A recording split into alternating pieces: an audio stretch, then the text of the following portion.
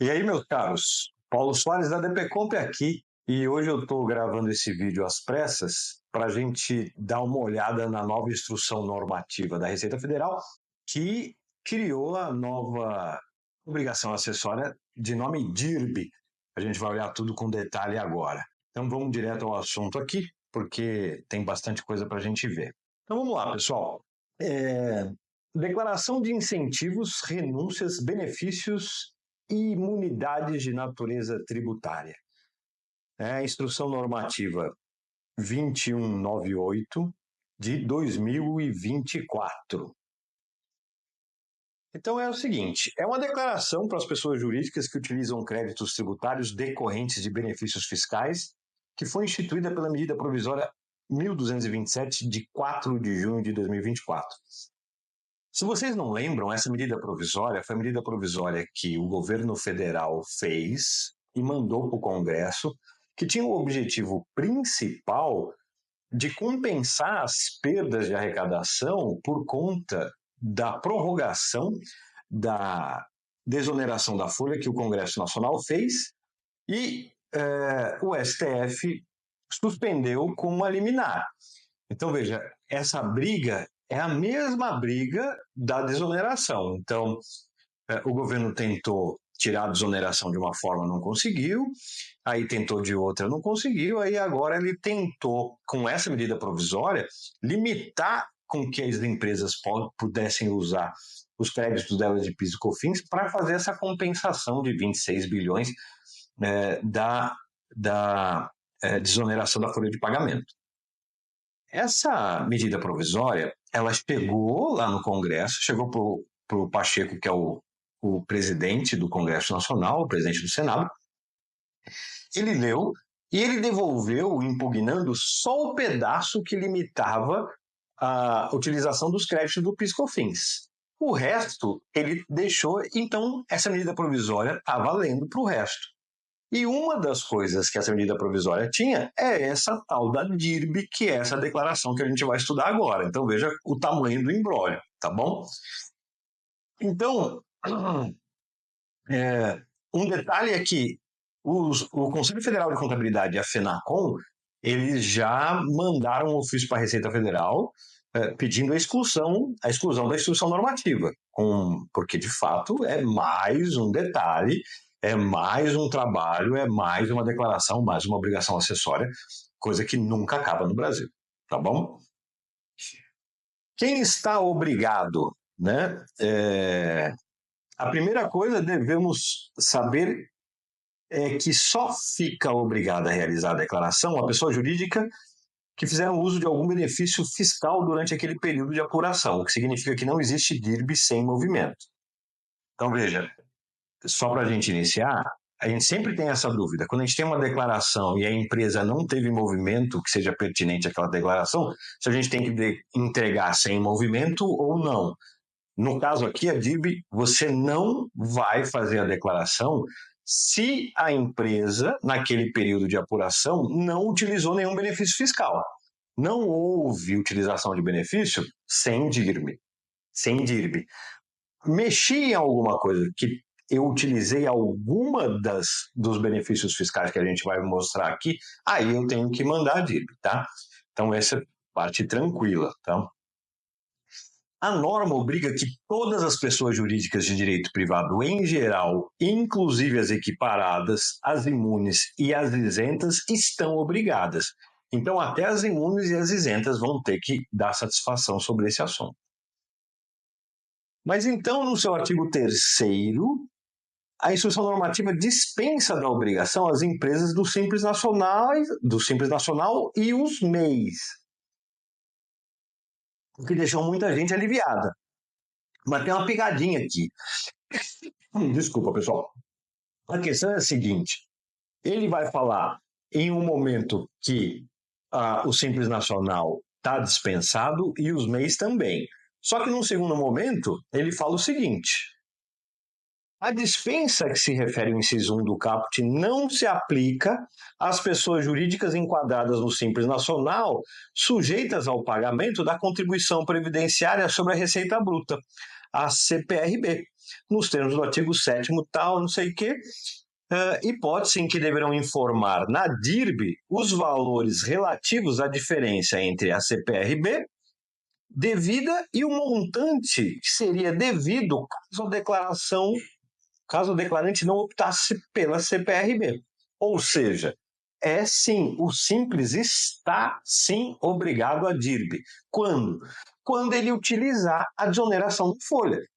Então veja, o Simples ele só está desobrigado a fazer essa declaração por conta de ser optante do Simples. Por quê? Porque o optante do Simples ele já tem um benefício fiscal. O Simples, por si só, o sistema unificado, por si só, já é um benefício fiscal. Então, o que ele está querendo dizer aqui? Olha, você não... E ele vai dizer isso expressamente aqui no final do artigo, eu vou ler para vocês. Quem é do Simples não precisa ficar me falando quanto faturou, quanto ele pagaria se ele não fosse do Simples Nacional e o quanto ele pagou. Né? O dia a dia, o faturamento dele, ele não precisa. Mas, em relação à desoneração, ele precisa sim. Tá? Então, vamos lá.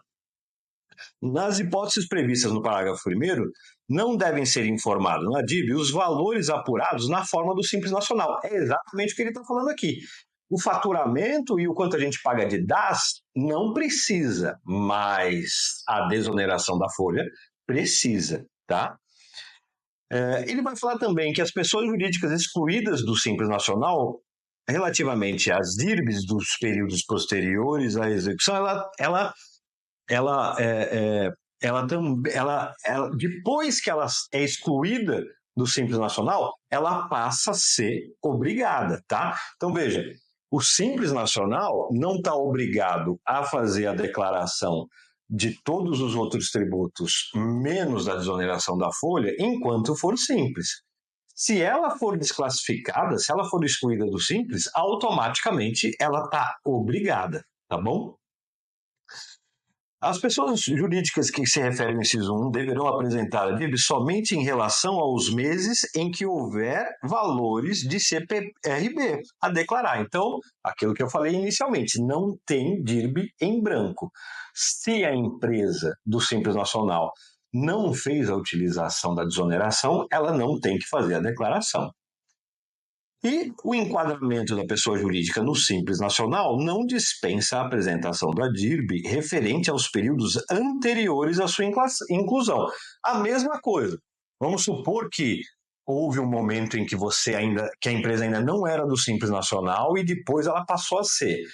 A partir do momento que ela passou a ser, ela está dispensada, mas ela tem que prestar contas na DIRB do movimento que ela teve antes de ser do Simples Nacional. Tá bom? E quem que está obrigado? A DIRB deverá ser apresentada por toda pessoa jurídica que faça uso dos benefícios fiscais contidos no anexo da instrução normativa. Quais são ali os benefícios que eles dizem que está obrigando as empresas, tá? Então, quem usa o PERSE, quem usa o RECAP, quem usa o REID, quem usa o Reporto, o óleo bunker, produtos farmacêuticos, e aqui a mais importante, desoneração da folha de pagamento, quem usa o PADES, os incentivos de carne bovina e ovina para exportação, carne bovina e ovina e caprina para industrialização, café não torrado, café torrado e seus extratos, laranja, soja, carne suína e avícola, e produtos agropecuários em geral. Então, essa lista é importante para dizer assim, quem não é do Simples e, não sendo do Simples, utiliza algum desses benefícios, está obrigado a fazer a DIRB. Quem é do Simples e faz a desoneração, está obrigado. Então é assim, todo mundo que usa a desoneração da folha de pagamento está obrigado ao DIRB, seja do Simples ou seja da apuração normal, tá bom? O que precisa ter na declaração? Qual o conteúdo que precisa ter? Basicamente, a DIRB vai informar os valores dos tributos que deixarem de ser recolhidos por conta da fruição dos incentivos, renúncias, benefícios e imunidades de natureza tributária, tá? Então, o que é preciso? Você vai pegar e vai falar assim, vamos supor que você tem uma empresa que está usufruindo de qualquer uma desses benefícios. Você pagaria 100 mil reais de imposto. Então, vamos supor que você pagaria 100 mil reais de PIS/COFINS. Mas por conta do seu benefício, você pagou só 60 mil reais. É isso que você vai ter que dizer. Olha, apurando normalmente, eu recolheria 100 mil reais. Mas em razão do benefício que eu tenho, eu estou recolhendo só 60 mil reais. É esse o conteúdo da declaração. No caso específico das empresas do Simples Nacional, os valores relativos à diferença entre a CPRB devida e o montante que seria devido caso a declarante não optasse pela CPRB. Então é aquilo que eu disse. Se eu não tivesse desonerado, quanto eu estaria pagando no patronal? 20%. E aí eu faria o cálculo. Mas eu estou desonerado e por isso eu estou pagando a CPRB. Então, eu tenho que mostrar essa diferença lá no formulário da Receita Federal, tá bom? Forma de apresentação. Inicialmente, só tem formulário no ECAC. Então, você vai ter que entrar no ECAC e ir lá no ECAC procurar o formulário da DIRB e preencher lá no ECAC. Porque eles ainda não fizeram a disponibilização dos layouts para que as empresas que são fornecedoras de software possam fazer uma comunicação com web service para tentar fazer uma automação, como a gente automatiza várias outras declarações, tá? Então, por enquanto, não existe nem o layout para que empresas como a DPComp, por exemplo, possam fazer isso, tá bom? Prazo para apresentação. A DIRB deve ser apresentada até o 20º dia do segundo mês subsequente do período de apuração. Aqui, nenhum problema, a gente já está acostumado com esse tipo de prazo, tá? Ela deve abranger o período que se inicia em janeiro de 2024, ou seja, as apurações entre janeiro e maio já deverão ser apresentadas de forma retroativa e todas vencem já no dia 20 de julho de 2024. Daqui exatamente um mês. Hoje que eu estou gravando isso é dia 20 de junho, porque saiu essa semana, eu estou gravando isso na semana que saiu a instrução normativa. Então, veja, da semana que saiu a instrução normativa, depois de 30 dias, você precisa reunir todos os documentos, fazer todas as apurações, mostrar todas as diferenças de como seria se não fosse o benefício fiscal, fazer todas essas declarações de forma acumulada e mandar tudo até o dia 20 do mês que vem. Isso é uma loucura. Por isso que o Conselho Federal de Contabilidade e a FENACOM já estão gritando com toda a razão. A Receita Federal, né, quando pensa dessa forma, ela não tem noção do trabalho que dá cuidar dessas empresas, tá? E a apuração de junho vence no dia 20 de agosto e assim por diante. Então, de agora em diante é o seguinte, se você tem uma empresa do Simples Nacional que faz desoneração da folha, que utiliza a desoneração da folha, você vai ter que pegar janeiro, fevereiro, março, abril e maio, entrar lá no ECAC e digitar tudo direitinho até o dia 20 de julho, porque senão você vai ser multado, tá bom? Então, o bicho está pegando. Veja, esse prazo vale para todas as empresas. Eu usei o exemplo aqui do Simples Nacional só porque eu sei a loucura que isso vai ser no mercado. Retificação da declaração. É bem complexo isso aqui, tá? A alteração de informações prestadas por meio da DIRB deverá ser efetuada mediante a apresentação de DIRB retificadora. Então, existe a retificadora, elaborada com observância do disposto nesta instrução, que está dizendo tudo aqui nesses parágrafos. A DIRB retificadora tem a mesma natureza da declaração originalmente apresentada, e deverá informar novos benefícios usufruídos, aumentar ou reduzir os valores já declarados ou efetuar qualquer alteração nas informações anteriormente prestadas. Ou seja, você pode substituir praticamente a DIRB, você pode aumentar, diminuir, você pode fazer todas essas alterações, tá? O direito o direito de o contribuinte retificar a DIRB extingue-se em 5 anos contados do primeiro dia do exercício seguinte àquele ao qual se refere a declaração. Veja, 5 anos para poder fazer a retificação. É bastante tempo. Em caso de DIRB retificadora, que altere valores já informados em outras declarações ou demonstrativos, eles também deverão ser retificados. Então, veja, se você declarou a DIRB, você já fez o ECD, o ECF, seja lá, esse monte de declaração que a gente tem, e aqueles valores que você fez a alteração na DIRB retificadora, eles também alteram algum valor que consta de outra declaração, de outra obrigação acessória, quando você fizer a alteração da DIRB, essa alteração tem que ser feita também nas outras declarações, que todos os valores têm que ficar batendo. Então, veja, é mais uma declaração para você ter que se preocupar se todos os valores batem ou não batem, tá bom? E as penalidades? Bem, as penalidades seguintes: se você deixar de entregar ou entregar atrasado, você tem uma multa de 0,5%. Para a receita, é sobre a receita bruta, tá? A multa é sobre a receita bruta. Então vamos lá. 0,5% sobre a receita bruta de quem fatura até R$ 1 milhão, 1% para quem fatura de 1 milhão até 10 milhões, 1,5% de quem fatura acima de 10 milhões, tá? A penalidade mencionada no caso será limitada a 30% do valor dos benefícios. Então, existe esse limite aqui da penalidade, que é um limite, mas é um limite gigante, né? Você está limitado até 30% do benefício. Então, às vezes, você tem um benefício pequeno numa empresa que fatura bastante, qualquer coisa, 1% do faturamento da empresa pode ser muito maior do que o próprio benefício que ele tem. Mas essa multa está limitada a 30% de quanto você teria de benefício utilizando aquela imunidade ou aquele programa de benefício fiscal, tá ok?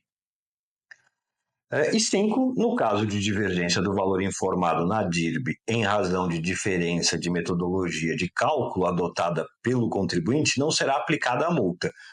Isso aqui é aquelas loucuras da Receita, né? Se você faz de um método e a Receita de outro, você vai ter que discutir isso e, teoricamente, se você conseguir comprovar que o seu método está certo, você não vai ser multado, tá? E, por último, o artigo 8º, que fala assim: os valores informados na DIRB serão objeto de procedimento de auditoria interna.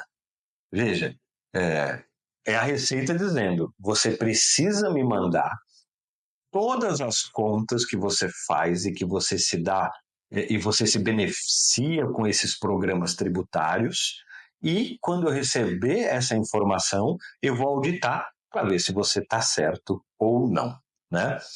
Então é isso. São esses detalhes. Eu estou fazendo isso tudo aqui com pressa, que é para a gente entender o que está acontecendo. Eu tenho certeza que a gente vai ter modificação. A gritaria no mercado vai ser gigante e eu tenho a esperança que a Receita Federal, de alguma forma, volte atrás ou melhore as condições dessa instrução normativa, tá? Muito obrigado por ter assistido. Não se esqueça de curtir esse vídeo se você gostou. A gente aqui na DPComp está prestando atenção em tudo para deixar vocês atualizados.